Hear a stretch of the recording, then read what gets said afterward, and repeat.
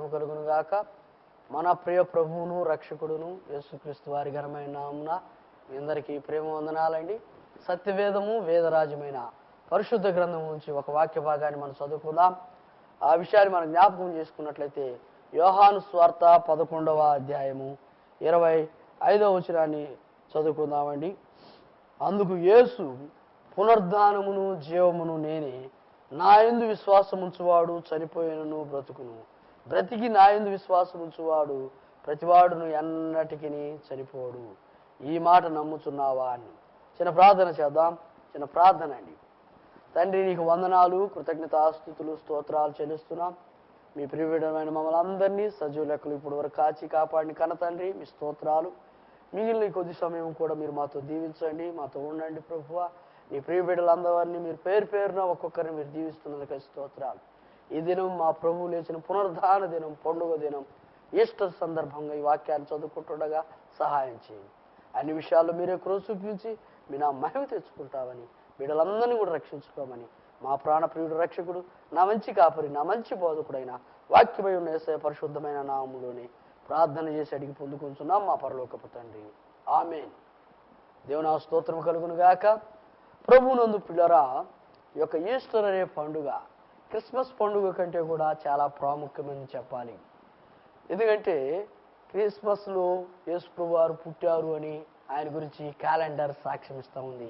అది క్యాలెండర్ పండుగ అని.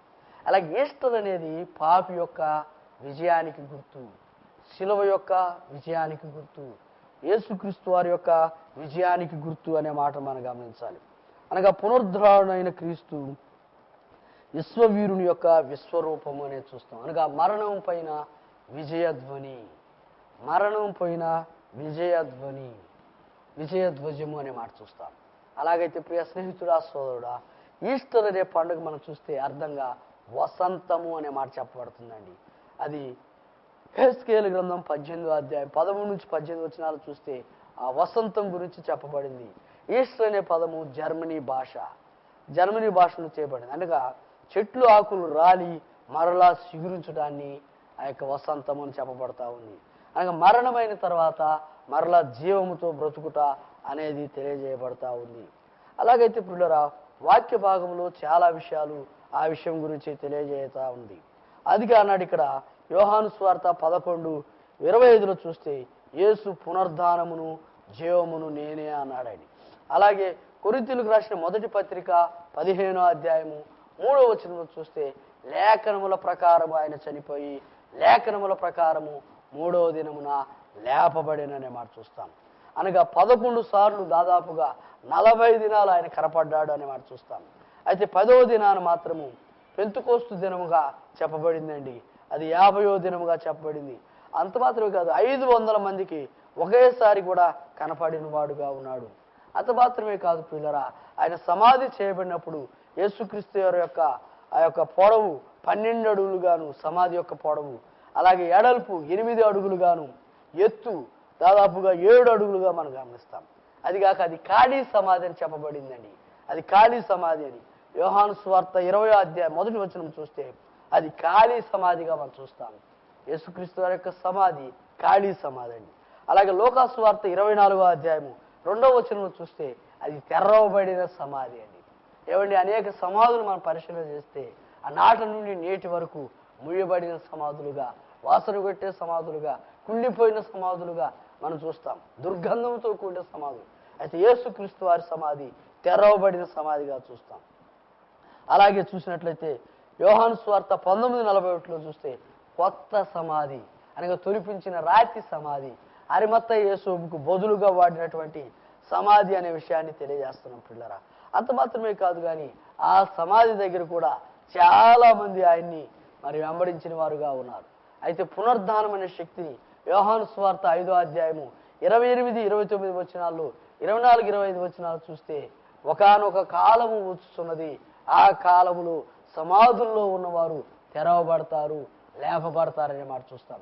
మత్తయి సువార్త 27వ అధ్యాయంలో చూస్తే 50 వచనం నుంచి అక్కడ కూడా ఆ యొక్క యేసుక్రీస్తు వారు సమాధి చేయబడుతున్నప్పుడు కూడా, ఆయన సిలువలో ప్రాణం పోతున్నప్పుడు కూడా అక్కడ రాయబడిన మాట అనేకుల సమాధులు తెరవబడ్డాయి అనే మాట చూస్తాం. యెరూషలేములో పరిశుద్ధపు యొక్క తెర పైనుండి కింద వరకు చినిగెను అనే మాటలు గమనిస్తాం. అలాగైతే ప్రియ స్నేహితుడా, ప్రియ సహోదరుడా, నా దేవుడు సజీవుడైన దేవుడు, నా దేవుడు జీవాధిపతి అయిన దేవుడు అండి. అయ్యో, చనిపోయిన వారికి ఆయన దేవుడు కాదు, చనిపోయి తిరిగి లేచినటువంటి దేవుడు.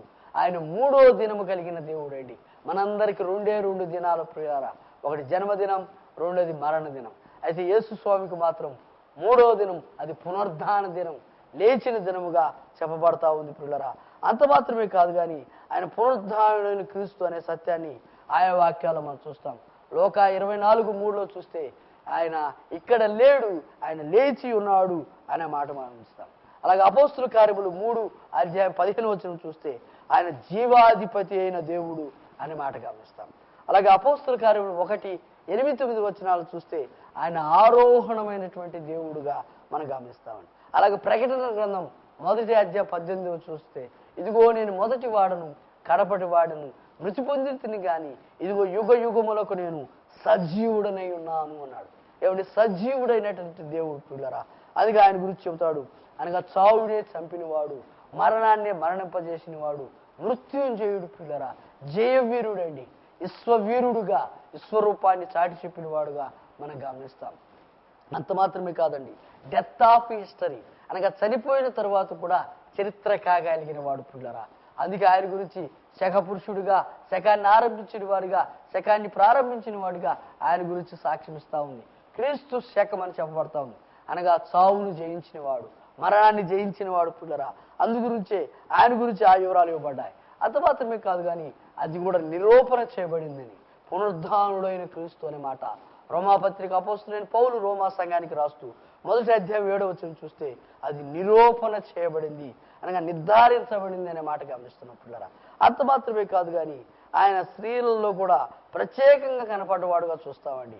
మత్తయి సువార్త 28వ అధ్యాయము 9-10 చూస్తే స్త్రీల దగ్గర ప్రత్యేకంగా ఉన్నవాడుగా, అలాగే ప్రత్యేకంగా మగ్దలేని మరి సైతం కనపడ్డవాడుగా మార్కు సువార్త 16వ అధ్యాయము 9-11 అంటుంది ఆ సోదరి, అయ్యా నేను ఎత్తుకొని పోతాను, నా దేవుని నాకు చూపించండి, నా యేసుని నాకు ఇవ్వండి, నేను ఎత్తుకొని వెళ్తాను. వాస్తవంగా చూడండి, ఒక శవాన్ని మోయాలంటే ఎంత కష్టమండి.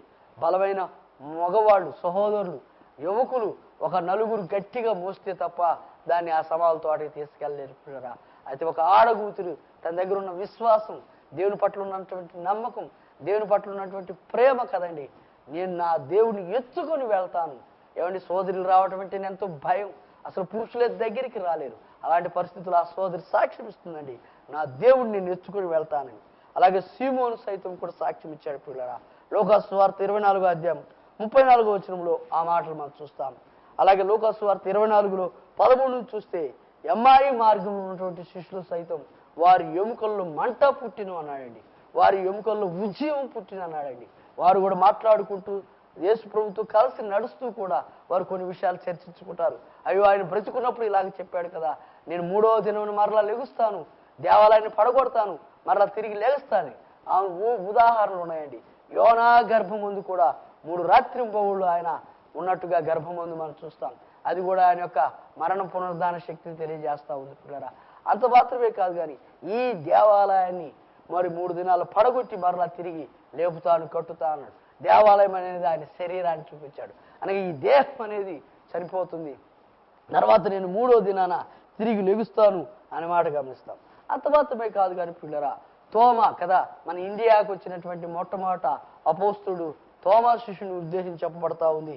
ఆయన కూడా ఆ విషయం చెప్పాడండి. యోహాను సువార్త 20వ అధ్యాయం 24వ వచనంలో చూస్తే ఆ వివరాలు ఇవ్వబడతా ఉన్నాయి. ఆ విషయాన్ని మనం గమనించినట్లయితే అక్కడ కూడా అంటున్నాడు, తోమా లేని సమయంలో వచ్చాడంటండి. తర్వాత చూస్తే తోమా ఉన్నప్పుడు యోహాను సువార్త 20వ అధ్యాయం 27-29 వచనాలు చూస్తే ఆయన అంటున్నాడు, నా చేతుల్లో వేలు పెట్టి, నా ప్రక్కలో వేలు పెట్టి నువ్వు గ్రహించవచ్చు అన్నాడండి. అలాగైతే పిల్లరా, గాయం చేయబడింది ఒకసారి, కానీ మరలా శిష్యుడైనటువంటి తోమా గాయం చేస్తా ఉన్నాడండి. అప్పుడు అన్నాడు కదా, నీవైతే చూచి నమ్మావయా, చూడక నమ్మిన వారు ధన్యులు అన్నాడు. అలాగైతే మనం ఎవరైనా ఇప్పుడు యేసు ప్రభువుని చూసామా? ఏమండి, ఎవరిని చూడలేదు, విశ్వాసం ఉంచాం, నమ్మకం ఉంచాం పిల్లరా. అందుకే నా యేసు అంటున్నాడు, చూడక నమ్మిన వారు ధన్యులు అన్నారు. మరొకసారి అంటున్నాడు, ఆయన ఎవరు చూడరు, చూడనేరరు అనే మాటలను తిమోతి పత్రిక 6వ అధ్యాయం మనం చూస్తాం పిల్లరా. అయితే ఎవరు చూస్తారో చెప్పాడు, మత్తయి సువార్త 5వ అధ్యాయం అన్నాడు, హృదయ శుద్ధి గలవారు ధన్యులు, వారు దేవుణ్ణి చూస్తారన్నారు. అలాగైతే ప్రియ స్నేహితుడా, సోదరుడా, ఆయన అనేక పర్యాలు చెప్పింది కేవలం నిన్ను నన్ను రక్షించడానికి కోసమేనండి. అది కాటున్నాడు కదా, అపోస్తుల కార్యముల గ్రంథం 3వ అధ్యాయం 26వ వచనం అన్నాడు, ఆయన మొదటగా పుట్టించెను, నీ కొరకు పుట్టించి తన దుష్టత్వం నుండి మళ్లించడానికి, ఆయన నిన్ను రక్షించడానికి తిరిగి వచ్చిన వాడుగా ఉన్నాడు. అయితే ఈ పునరుద్ధానం గురించి అనేక విషయాలు ఉదాహరణలుగా ముందుగా ప్రవచన వాక్యాలుగా పాత నిబంధనలు మరికొన్ని, మరి కొత్త నిబంధనలు మరికొన్ని యేసుక్రీస్తు వారు సూచించారండి. చూసినట్లయితే ఎలీషా యొక్క ఎముకలు తగిలినప్పుడు కూడా ఒక చనిపోయిన శవం బ్రతికింది అని రాజుల 2వ గ్రంథము 13వ అధ్యాయము 20వ వచనంలో చూస్తే ఆ మాటలు చెప్పబడ్డాయి. ఏమండి, ఒక బాబు చనిపోయినప్పుడు ఆ సమాధి దగ్గర ఎలీషా యొక్క మరి ఎముకలు ఉన్నాయి ముందుగానే, ఆ ఎముకలు తగిలిన వెంటనే అక్కడ వ్యక్తి బ్రతికాడు అనే విషయాన్ని తెలియజేస్తా ఉన్నారు. అలాగే గనురాలు యొక్క కుమారుడు, సునమేరుల యొక్క కుమారుడు కూడా రాజుల 2వ గ్రంథము 4వ అధ్యాయము 16వ వచనం నుంచి 37వ వచనం వరకు చూస్తే అక్కడ కూడా ఆ బాబు చనిపోయాడండి. అప్పుడు కూడా ఎలీషా ప్రార్థన చేశాడు పిల్లరా. ఆ యొక్క బిడ్డ మీద పడుకొని మరలా ఎట్ట కలిగించేటట్టుగా ప్రార్థన చేసినట్టు ఆ బిడ్డ మరలా తుమ్మి దగ్గి తిరిగి బ్రతికినట్టుగా ఆ బిడ్డను తల్లికి అప్పగించినట్టుగా చూస్తాం. అవి కూడా పాత నిబంధనలు కొన్ని ఉదాహరణలు దేవుడు ముందుగా తెలియజేశాడు పిల్లరా. ఆ పునరుద్ధానం గురించి మరలాడుతున్నాడు కదా. అలాగే గమనించినట్లయితే మత్తయి సువార్త 9వ అధ్యాయము 15-31 వచనాల్లో చూస్తే అధిపతి అయిన కుమార్తె విషయంలో చెబుతున్నాడండి. అధిపతి అయిన కుమార్తెను కూడా తాను బ్రతికించినట్టుగా, అనగా నాయీరు అనే కుమార్తెను, యాయీరు అనే కుమార్తెను ఆయన బ్రతికించాడనే మాట చూస్తాం. అలాగే చూస్తే మార్కు సువార్త 5వ అధ్యాయము 22 నుంచి 24 వచనాలు చూస్తే అక్కడ యాయీరు కుమార్తెను కూడా తాను బ్రతికించాడండి. తన బిడ్డ చనిపోయినప్పుడు వాస్తవంగా అక్కడ ఉన్న వారందరూ కూడా ఆ అధిపతి, ఆ శతాధిపతి గురించి సాక్ష్యం ఇస్తారు. అయా, నువ్వు చేయడానికి అర్హుడే, నువ్వు ఆ బిడ్డను బ్రతికించడానికి యోగ్యుడే, ఆయన ఇంటిని నువ్వు దర్శించడానికి వాస్తవం అన్నప్పుడు, అయా నువ్వు నా ఇంటికి రాక్కర్లేదు, కానీ నువ్వు మాట మాత్రం సెలవిస్తే చాలు, నీ వాక్కును పంపిస్తే చాలు, నా బిడ్డ బ్రతికిద్దని విశ్వాసం ఉంచిన వాడుగా ఉన్నాడు. అప్పుడు అన్నాడు, నీలాంటి విశ్వాసం నేను ఇశ్రాయేలులో కూడా చూడలేదని యేసుక్రీస్తు వారు సాక్ష్యం ఇచ్చారండి. అలాగని మనందరికీ తెలిసినటువంటి వాక్య భాగము యోహాను సువార్త 11వ అధ్యాయము 14-43 వచనాలు చూస్తే లాజరు సైతం చనిపోయాడండి. లాజరు చనిపోయి 4 దినాలు సమాధి చేయబడ్డాడండి. 4 దినాలుగా కుళ్ళు పట్టిపోయిన వాడు పిల్లరా. ఏదో ఒక దినమైతే ఏదో చనిపోయాడులే, లేపాడులే అనుకుంటాం. వినండి ప్రియులరా, ఒక వృద్ధాప్యంలో ఉన్న ఒక ముసలివారు ఉన్నారు అనుకోండి, ఎట్లయినా చనిపోతాడులే అనుకొని, ఇంకొన ఊపిరితో ఉన్నాడు కదా అనుకొని బ్రతికుండగానే ఎవరు సమాధి చేయమండి. పూర్తిగా చనిపోయాడని నిర్ధారణ వచ్చిన తర్వాతనే అతని సమాధి చేయటం కానీ బూడ చేయటం కానీ చూస్తాం. ఆలోచన చేస్తున్నారా? ఈ రోజున అనేకులు ప్రజలు చంపేవారుగా ఉన్నారు కానీ బ్రతికించేవారు లేరండి. అయితే నా ప్రభు రక్షకుడు యేసయ్య అయితే చనిపోయిన నిన్ను నన్ను బ్రతికించడానికి వచ్చాడండి. పాపముల చేత అపరాధుల చేత మనం చచ్చి ఉంటుండగా ఆయన క్రీస్తుతో కూడా మనల్ని బ్రతికించాడని చూస్తాం. మా ప్రియుడు మిత్రుడు ఒక వ్యక్తి ఆయన చనిపోయాడండి. డాక్టర్లు సైతం వ్యాపారం చేశారండి. వైద్య వ్యాపారం చేసి కొన్ని లక్షలు అతని దగ్గర, అనగా శవానికి వైద్యం చేసి తీసుకున్నారు పిల్లరా. శవం అయిపోయాడు, అలాగే బూడిదైపోయారు, కాల్చివేయబడ్డాడు. అయ్యో, ఎంతో నష్టం జరిగింది. ఈ రోజున ఆ యొక్క కుటుంబం ఆదరణ కొరకు, ఆ అక్క ఆదరణ కొరకు, ఆ బిడ్డల ఆదరణ కొరకు ప్రార్థన చేసేవారుగా మిగిలిపోయాం. మాతో కలిసి ఎన్నో డ్యూటీలు కలిసి మీరు చేసిన వాడుగా ఉన్నాడు పిల్లరా. కలిసి అనేక ప్రాంతాలు తిరిగిన వారు ఉన్నాం. అయితే ఈ రోజున లేడు. అయితే ఆ రోజున యేసుక్రీస్తు వారు అయితే చనిపోయిన లాజరును సైతం బ్రతికించాడండి 4వ దినాన్ని. అప్పుడు 11వ అధ్యాయం చూస్తే ఆ ఇల్లు దుర్వాసన కొట్టేదిగా, దుర్గంధం కొట్టేదిగా, అయ్యో ఎంతో దుఃఖంలో ఉన్నటువంటిదిగా ఉంటుంది. అయితే 12వ అధ్యాయానికి వస్తే ఆయన కూడా కూర్చున్న వారిలో, భోజనమును కూర్చున్న వారిలో యేసుతో కూడా చనిపోయి తిరిగి లేచిన లాజరు కూడా ఉండేనని సాక్ష్యం ఇస్తాం. దేవుని స్తోత్రం కలుగును గాక. మన ప్రియ ప్రభు రక్షకుడు యేసుక్రీస్తు వారు మరణాన్ని మరణింపజేశాడు, చావునే చంపాడు, చావుకే సమాధి చేశాడు, సావును సమాధిని జయించి తిరిగి లేచాడు పిల్లరా. అందుకే ఆయన పునరుద్ధానుడు. ఆయన క్రీస్తు మాత్రమే పునరుద్ధానుడు పిల్లరా. అనేకులు క్రీస్తులాగా బ్రతకాలని, క్రీస్తులాగా జీవించాలని, క్రీస్తులాగా ఆకారం కలిగి ఉండాలని, క్రీస్తులాగా కొన్ని అలవాట్లు నేర్చుకోవాలని ప్రయత్నం చేశారట. యూదుల్లాగా గడ్డం పెంచుకున్నారు, జుట్లు పెంచుకున్నారు, అంగీలు వేశారు, రకరకాలుగా ఉన్నారు. అయితే ఆయనలాగే చనిపోవడానికి కూడా ఇష్టపడి ఆయనలాగే చనిపోయాడంటండి. కానీ తిరిగి మరలా లేవలేదు పిల్లరా. నా ప్రియ ప్రభు రక్షకుడు యేసుక్రీస్తు వారు తిరిగి లేచిన దేవుడు పిల్లరా. అర్థం చేసుకుంటున్నారా? అనేకులు దేవుళ్ళని దేవతలని పిలువబడ్డారు తప్ప వారి యొక్క సమాధితో వారి జీవితాలు అంతమయ్యాయి. కానీ డెత్ ఆఫ్ ఇస్తుంది. చచ్చిపోయిన తర్వాత కూడా నా ప్రియ ప్రభు రక్షకుడు యేసుక్రీస్తు వారు సజీవుడైన దేవుడుగా, జీవాధిపతి అయిన దేవుడుగా, మరణంపై జయం పొందిన వాడుగా, రెండవ మరణంపై మనకు కూడా విజయాన్ని అనుగ్రహించిన వాడుగా మనం చూస్తాం పిల్లరా. అలాగే కొత్త నిబంధనలు తన శిష్యులకు సైతమైన వాగ్దానాలు ఇచ్చాడు పిల్లరా, ప్రవచన వరాలు ఇచ్చాడు పిల్లరా. ఆ విషయాన్ని చూస్తే స్వస్థత వరం కూడా ఇచ్చాడు పిల్లరా. అపొస్తలుల కార్యములు 20వ అధ్యాయము 9-10 వచనాలు చూస్తే ఐతక్కని యవనస్తులు ఉన్నాయండి. సంఘములో మిడ్ నైట్ మీటింగ్ జరుగుతూ ఉంది, సంపూర్ణ రాత్రి ప్రార్థన జరుగుతూ ఉంది, అర్ధరాత్రి వరకు కూడా పౌలు ప్రసంగం చేస్తూ ఉన్నాడు. ఆ ఇంటి లేదా ఆ సంఘ పెద్ద యొక్క కుమారుడు ఏమో ఎక్కడ స్థలం లేదేమో, కింద కూర్చోలేదు, కుర్చీలో కూర్చోలేదు, కిటికీ మీద కూర్చున్నాడు, నిద్ర వస్తూ ఉంది. ఆయనైతే దీర్ఘంగా ప్రసంగం చేస్తూ ఉన్నాడు, ఆత్మ ఎందు మండుతూ ఉన్నాడు, బలమైన వాక్యాలు అందిస్తూ ఉన్నాడు. అయితే ఆ బిడ్డ ఆ కిటికీ నుంచి జారిపోయిపోయాడు. యవనస్తుడు ఐతక్కు వెంటనే చనిపోయాడు పిల్లరా. ఏమండి, మనం ఒక కూడిక జరుపుకుంటా ఉన్నాం, మన మధ్య మీటింగ్ జరుగుతూ ఉంది, మన సంఘంలో ఒక యవనస్తుడు అలాగే చనిపోతే మనకెంత దుఃఖం, మనకెంత అవమానం, సంఘానికి ఎంత అవమానం, ఆ ఊరికి ఎంత అప్రతిష్ట. అలాగైతే పిల్లరా, అలాంటి సమయంలో మరలా అపొస్తలుడైన పౌలు వెళ్ళి ఆ బిడ్డను తాకి ముట్టినప్పుడు ఆ బిడ్డ బ్రతికాడని సాక్ష్యం. దేవుని స్తోత్రం కలుగును గాక పిల్లరా. అంత మాత్రమే కాదండి, ఆ యొక్క లూకా సువార్త 7వ అధ్యాయం 11 నుంచి మరికొన్ని వచనాలు చూస్తే నాయీను కుమారుడు, ఆమె విధవరాలు, ఒక్కగానొక్క కుమారుడు అని మనం చూస్తాం. అవునండి, ఆ యొక్క సమాధుల దొడ్డి, ఆ శ్మశానము శవపీఠిక దగ్గరికి గతంలోని వెళ్ళిందండి. తాను గుండెలు బాదుకుండి, గుండెలు రోధిస్తుంది, గుండెలు కుమరిస్తుంది పిల్లరా. తన భర్త ముందుగా చనిపోయాడు, ఆ స్థలం తాను ఎరిగి ఉన్నది. అలాగైతే ఒక్కగానొక్క కుమారుడని, ఆరో ప్రాణమని ఆశ కలిగి ఉంది. తన ఆరో ప్రాణం కదా అని తన బిడ్డ మీద ఎంతో ఆశ పెట్టుకుని ఉంది. తన ఆశ అయినటువంటి, తన ఆరో ప్రాణమైనటువంటి తనకున్న ఒక్కగానొక్క కుమారుడు చనిపోయాడు పిల్లరా.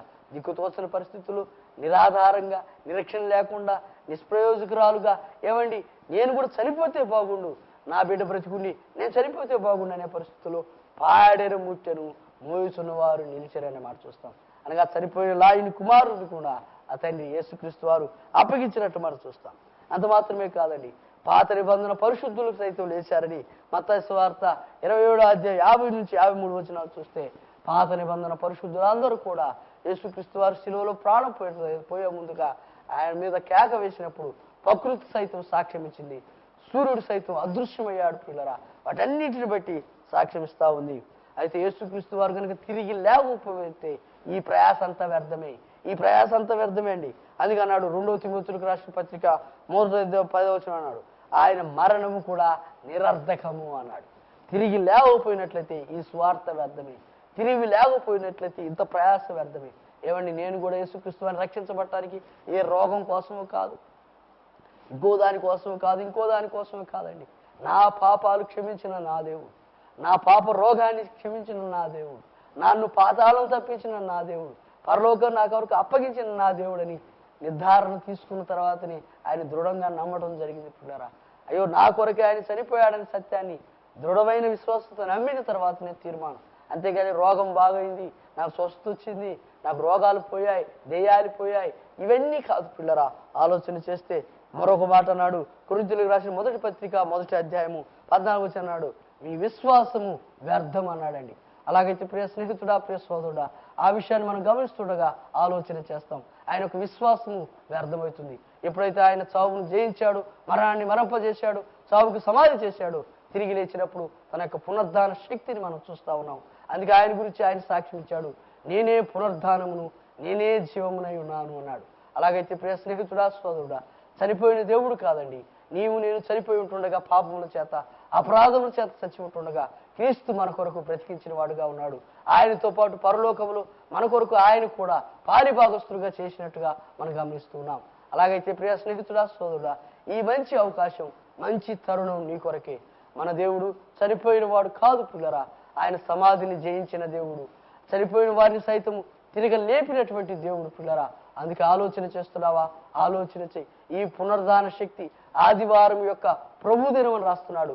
ప్రకటన గ్రంథం 1వ అధ్యాయం 10వ వచనం చూస్తే ఇది ప్రభు దినం అనే మాట చూస్తామండి. అనగా ఆయన దినాన్ని మనం విలువ ఇవ్వాలి పిల్లరా.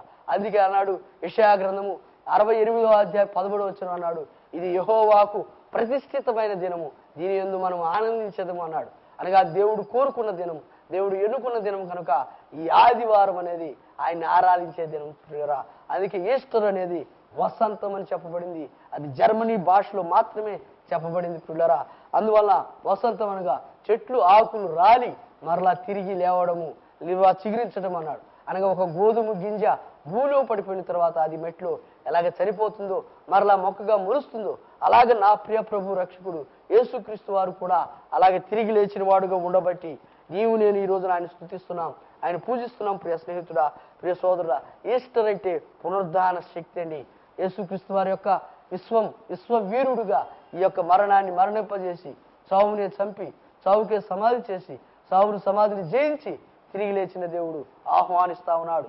ఇదే మిక్కిలి అనుకూలమైన సమయం, ఇదే రక్షణ దినం పిల్లరా. ఈ అవకాశాన్ని, ఈ సదవకాశాన్ని ఎవరు విడిచిపెట్టవద్దు. నా ఎద్దుకు వచ్చువాడిని నేను ఎంత మాత్రము త్రోసివేయనన్నాడు. ప్రయాసపడి భారం మోయుచున్న సమస్తమైన వారులరా, మీరు నా యుద్ధకే రండి, నేను మీకు విశ్రాంతిని కలగజేస్తా అన్నాడు. అలాగైతే ప్రియ స్నేహితుడా, ప్రియ సహోదరుడా, నీవు ఎవరివైనా సరే, నేను ఎవరివైనా సరే, ఆయన ప్రేమతో నిన్ను పిలుస్తూ ఉన్నాడు, ప్రేమతో నిన్ను ఆహ్వానిస్తూ ఉంటుండగా నువ్వు వస్తావా? ఆయన వద్దకు వస్తావా? ప్రియ స్నేహితుడా, ఆలోచన చెయ్యి. ఇది మంచి తరుణం. నీవు ఏ పాపము చేత పట్టబడి ఉన్నావు, ఏ పాపానికి నువ్వు సమాధి చేయబడి ఉన్నావు, కట్ల చేత బంధించబడి ఉన్నావు, వాటన్నిటి నుంచి కూడా నా ప్రభువు రక్షకుడు విడిపించి నిన్ను పునరుద్ధాన శక్తితో ఆయన పునరుద్ధారణని రుజువు చేయడానికి నీ పాపపు కట్ల నుంచి విడుదల చేసేవాడు ఉంటుండగా ఇంత మంచి అవకాశాన్ని ఇంత సద్వినియోగం చేసుకోవాలని మనస్ఫూర్తిగా కోరుకుంటున్నాను. అలాగైతే ఇంకా ఉన్నటువంటి వారు ఎవరైనా సరే, ప్రియ తల్లిదండ్రులారా, ప్రియ యవన బిడ్డలారా, ప్రియ సహోదరి సహోదరులారా, ఇంత మంచి అవకాశం అనగా నా ప్రభు రక్తం ఇచ్చి నా ప్రభు నీ కొరకు కలవరిలో చనిపోయి తిరిగి లేచి తన పునరుద్ధాన శక్తిని చాటి చెబుతుండగా యావత్ ప్రపంచం ఆయన గురించి హిస్టారికల్ ట్రూత్ అన్నాడు. అనగా చరిత్ర సైతం రుజువు చేసినటువంటి సత్యం, ఆయన తిరిగి లేచాడని అంగీకరించినటువంటి సత్యం అండి. అందువల్ల బైబుల్ సత్యంగా అనేకులు కూడా నమ్ముతుండగా ఈ యొక్క మధ్యాహ్న సమయంలో తిరిగి లేచిన దేవుణ్ణి ఈ ఈస్టర్ సందర్భముగా ఈ పునరుద్ధాన శక్తి అయినటువంటి యేసుక్రీస్తు వారిని నీ సొంత బిడ్డగా అంగీకరించగలవా? ప్రియ స్నేహితుడా, ప్రియ సహోదరుడా, ఆయన అనేకులకు ముందుగా ఉదాహరణగా చెప్పాడు. ఇదిగో మరి ఆయన క్రీస్తు న్యాయపీఠం ఎదుట ఒకానొకప్పుడు మనం కూడా నిలబడవలసి వస్తుందండి. నువ్వు ఏది చేసినా సరే, అది మంచి చేసినా చెడు చేసినా, కొరింథీయులకు రాసిన 2వ పత్రికలో 5వ అధ్యాయం 10వ వచనం అన్నాడు, అది జీవ పునరుద్ధానంగాను మేలు చేసిన వానికి కీడు పునరుద్ధానంగాను మరో 2 ఉంటుండగా ప్రియ స్నేహితుడా, సోదరుడా, నువ్వు ఏదో ఒక పునరుద్ధానానికి పిలువబడతావు. అలాగే ప్రకటన గ్రంథం 20వ అధ్యాయం చూసినట్లయితే చివరి భాగాల్లో అది సముద్రంలో ఉన్న మృతులను సైతము అప్పగిస్తుంది అన్నాడండి. నువ్వు ఏ రీతిగా చనిపోయినప్పటికి కూడా నువ్వు మృతుడివే కనుక నువ్వు పునరుద్ధాన దినమున ఆయన యొక్క మహిమగల సింహాసనం ఎదుట నువ్వు కూడా అప్పగించబడతావు. ఈ యొక్క సందేశాన్ని ఆలకిస్తున్న ప్రియ సోదరుడా, ప్రియ సహోదరి, వీక్షిస్తున్న ప్రియ సహోదరుడా, సహోదరి, ఆలోచన చెయ్యి. నీవు ఏ పాపం చేత పట్టబడ్డావు, ఏ మరణానికి నువ్వు దాసుడై ఉన్నావు, ఏ పాపానికి నువ్వు దాసురాలువై ఉన్నావు, వాటి నుంచి విడుదల పొందితే ఆయన నిన్ను రక్షించడానికి శక్తివంతుడండి. ఆయన పునరుద్ధారుడైన శక్తి నిన్ను నన్ను జ్ఞాపకం చేసుకుంటా ఉన్నాడు. ఆయన ప్రియ కుమారుడుగా కుమార్తెగా తీర్చిదిద్దాలని ఇష్టపడుతూ ఉన్నాడు. ఈ సదవకాశాన్ని సద్వినియోగం చేసుకో. లాజరును బ్రతికించిన దేవుడండి, నాయుని కుమారుని బ్రతికించిన దేవుడండి, యాయిరు కుమార్తెను బ్రతికించిన దేవుడండి. అయ్యో, పాత నిబంధనలు సైతము ఎలీషా యొక్క ఎముకలు తాకగా మరొక శవము సైతము బ్రతికినట్టుగా వారు గమనిస్తాం. అలాగే రాజుల గ్రంథంలో గనురాలు యొక్క కుమారుడు చనిపోగా ఆయన కూడా తిరిగి లేపినట్టుగా మనం చూస్తాం పిల్లరా. అలాగైతే అనేక సందర్భాలు లేపబడి ఉంటుండగా అంత మాత్రమే కాదండి, 500 మందికి ఒకేసారి కనపడ్డాడని కొరింథీయులకు రాసిన 1వ పత్రిక 15వ అధ్యాయంలో మనం చూస్తాం. చివరి భాగాల్లో గమనించినట్లయితే మరి 11 సార్లు కనపడిన వాడుగా, 11 మంది శిష్యులు కనపడిన వాడుగా, ఒక్కసారి మరి తోమాకు కూడా మరలా కనపడినట్టుగా మనం చూస్తాం. అలాగైతే ప్రియ స్నేహితుడా, సోదరుడా, ఆయన ఆరోహణమైన వాడుగా అనేక మంది కళ్ళార చూస్తుండగా ఒలీవ కొండ మీద నుంచి అపోస్తుల కార్యం 1:8-9 వచనాల్లో మనం చూస్తామండి. అలాగైతే ప్రియ స్నేహితుడా, సోదరుడా, ఆయన యొక్క శిలువను నిరర్ధకం చేయవద్దు. ఆయన యొక్క పునరుద్ధాన శక్తిని ఆశ్రయించినట్లయితే, పునరుద్ధరణ క్రీస్తు నువ్వు సొంత రక్షకుడిగా అంగీకరించినట్లయితే ఆయన ప్రియ కుమారుడుగా కుమార్తెగా తీర్చబడదు. దేవుడే తన వాక్యం మన ఎన్నికల్లో దీవించును గాక. ప్రార్థన చేసుకుందాం. తండ్రి, నీకు వందనాలు, కృతజ్ఞతాస్తుతులు, స్తోత్రాలు చెల్లిస్తున్నాం. నీ ప్రియ బిడ్డలకు వాక్యం అందించుంటుండగా ప్రభువా వారిని దీవించండి, దర్శించండి. రక్షణ లేని వారు అనేకులు వింటుండగా ప్రభువా వారిని రక్షణ కార్యం జరిగించండి. అయ్యా, ఇంత ప్రయాసపడుతుంది ఎందుకంటే కేవలం నీ నామ ఘనత కొరకు. కనీసం ఒక్కరైనను పాపిగా ఉన్నవారు రక్షించబడటానికి, మారు మలుచుకోవటానికి మీరే ద్వారం తెరవండి. మీరు చనిపోయి తిరిగి లేచిన దేవుడని మీరు పునరుద్ధాన శక్తి అని బిడ్డలు గుర్తెరుగుటూ చూపించమని, అందరికీ అన్ని రీతులుగా పనిచేసి మీరు మహిమ పొందమని, ఈ కొద్ది మనవుడు మరణానికి మరణింపజేసి చావుడే చంపి చావుకు సమాధి చేసి తిరిగి లేచి మరలా మా కొరకు రాబోతున్న రారాజని యేసయ్య పరిశుద్ధమైన నామములోని కృతజ్ఞతాస్తుతి స్తోత్రములు చెల్లించి ప్రార్థన చేసి అడిగి పొందుకుంటున్నాను నా పరలోకపు తండ్రి. ఆమేన్. ఆశీర్వాదం అండి. తండ్రి యొక్కయు అనగా సృష్టికర్త అయిన యెహోవా దేవుని ప్రేమయు, రక్షణకర్త అయిన యేసుక్రీస్తు వారి కృపయు, ఆదరణకర్త అయిన పరిశుద్ధాత్మ సహవాసము సన్నిధి చేరు నీ బిడ్డలకు ఇప్పుడు ఎల్లప్పుడూ సదాకాలం నీ రాకడ పర్యంతం వరకు తోడై నడిపించును గాక. ఆమేన్. ప్రభునందు పిల్లరా, ఆ స్కీమ్ మీద చూపిస్తున్నటువంటి నెంబరు మరి మా ఫోన్ నెంబర్, కాంట్రాక్ట్ నెంబర్ అండి 996383651. మీకు ఏదైనా ప్రార్థన అవసరతలు ఉన్నా మా చేత ప్రార్థన చేయించుకోవచ్చు, లేదా మా కొరకు కూడా మీరు ప్రార్థన చేయవచ్చు. ప్రతి ఆదివారం మరి ఆరాధన సమయం ఉదయం 10 గంటల నుంచి 1 గంటల వరకు జరుగుతుంది. అలాగే ప్రతి శుక్రవారం అండి సాయంత్రం వేళ 7 గంటల నుండి మరి 10 గంటల వరకు జరుగుతూ ఉంది. అలాగే ప్రతి 2వ శుక్రవారం పిల్లరా మరి రాత్రి 9 గంటల నుండి తెల్లవారుజామున సంపూర్ణ రాత్రి ఉపవాస ప్రార్థన జరుగుతూ ఉంది. మీరు ఎవరైనా పాల్గొనే వారు ఉంటే పాల్గొనవచ్చు, మాతో కలిసి మీరు కూడా ప్రార్థన చేయవచ్చు. మీ అందరికీ వందనాలు. ముగించబడతా ఉంది. ఆమేన్.